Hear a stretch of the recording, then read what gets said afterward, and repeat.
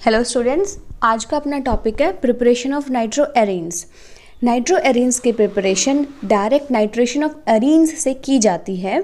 Direct nitration का मतलब है आप जिस कंपाउंड का नाइट्रेशन करना चाहते हैं वो लेंगे और एक नाइट्रेटिंग रिएजेंट लेंगे, डायरेक्टली आपको प्रोडक्ट में नाइट्रो कंपाउंड मिलेगा।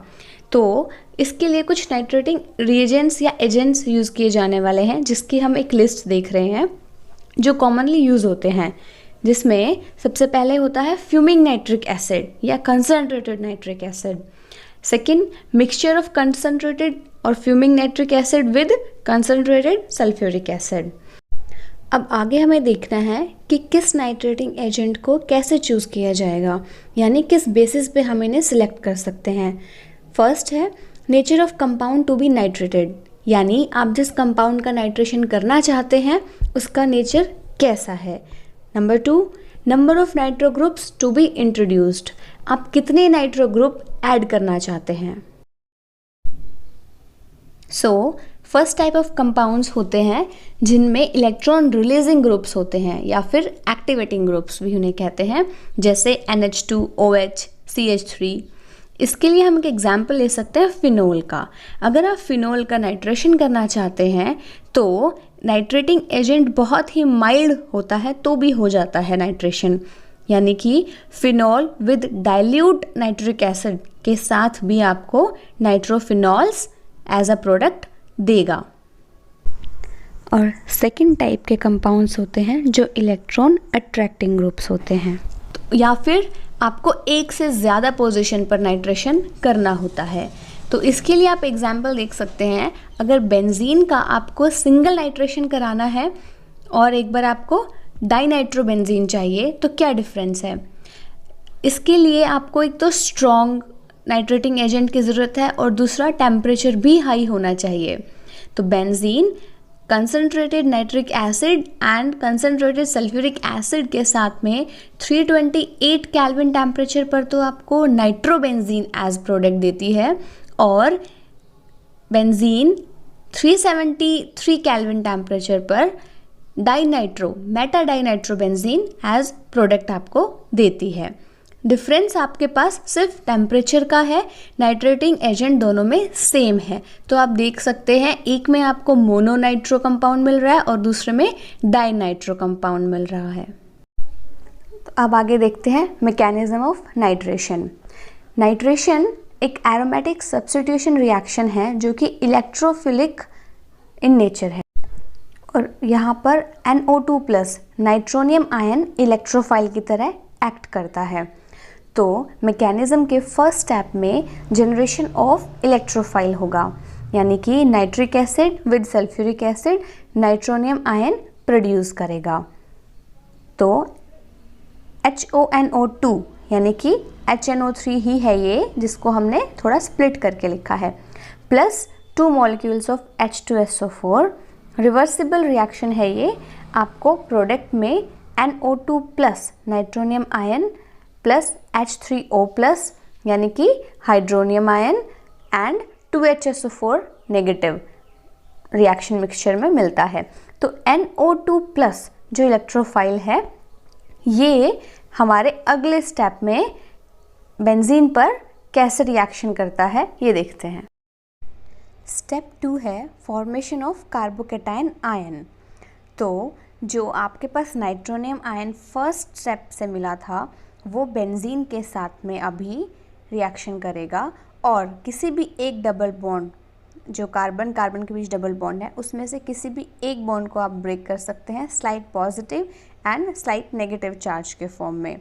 तो नेगेटिव साइड पर NO2+ जाकर जुड़ जाएगा और रिंग पर पॉजिटिव चार्ज क्रिएट हो जाएगा।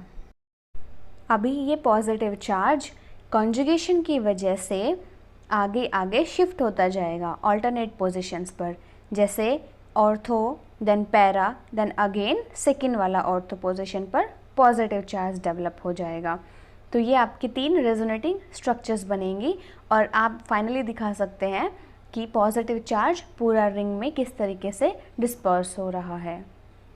अब है step number 3, proton transfer from carbocation to yield the final product. अभी जो आपके पास पॉजिटिव चार्ज पूरा रिंग में डिस्ट्रीब्यूटेड है, उसे जब तक आप न्यूट्रल नहीं करेंगे प्रोडक्ट नहीं मिलेगा। तो ये न्यूट्रल कैसे होगा?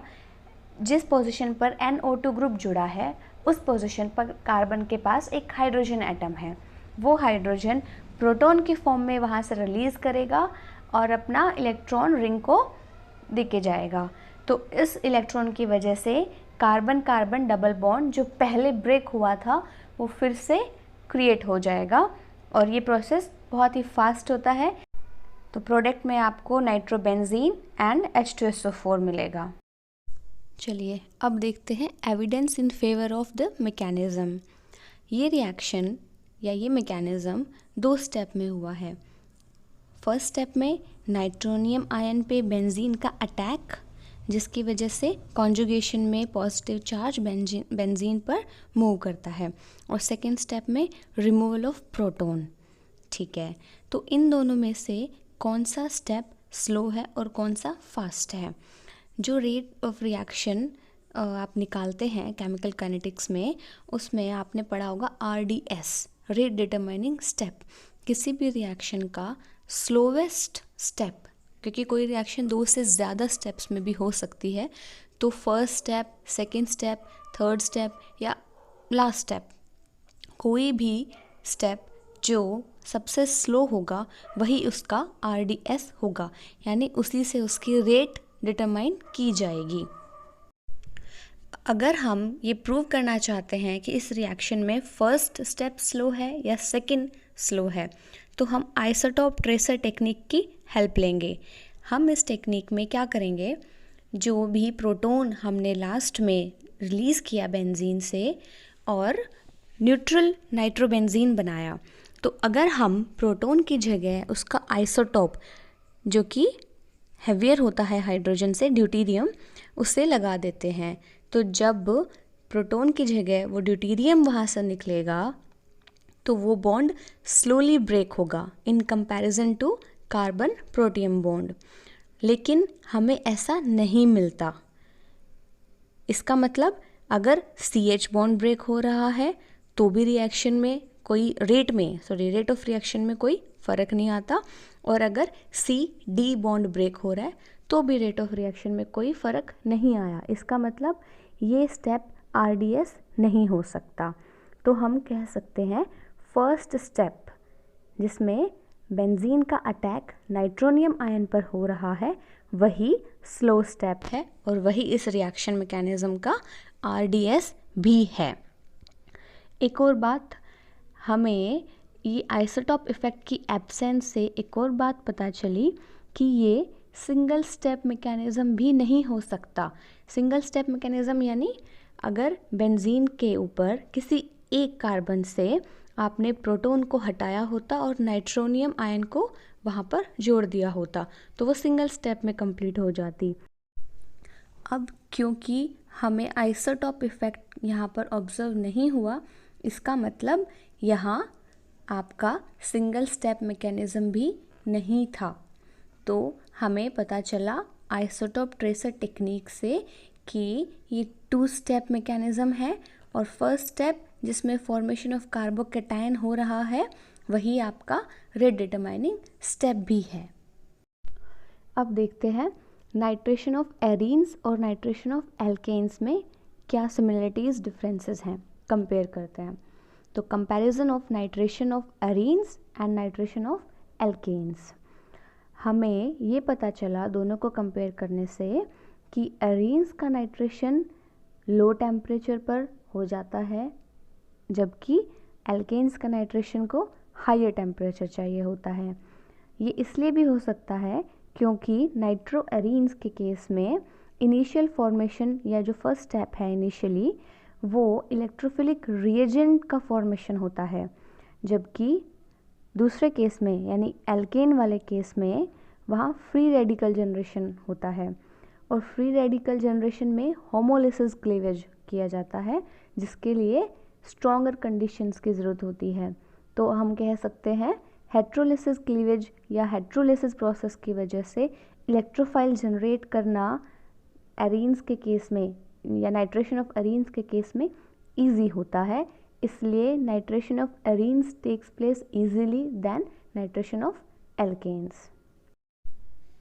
आज की क्लास में बस इतना ही। Thanks for watching. मिलते हैं अगली क्लास में प्रॉपर्टीज़ ऑफ नाइट्रो कंपाउंड्स के साथ।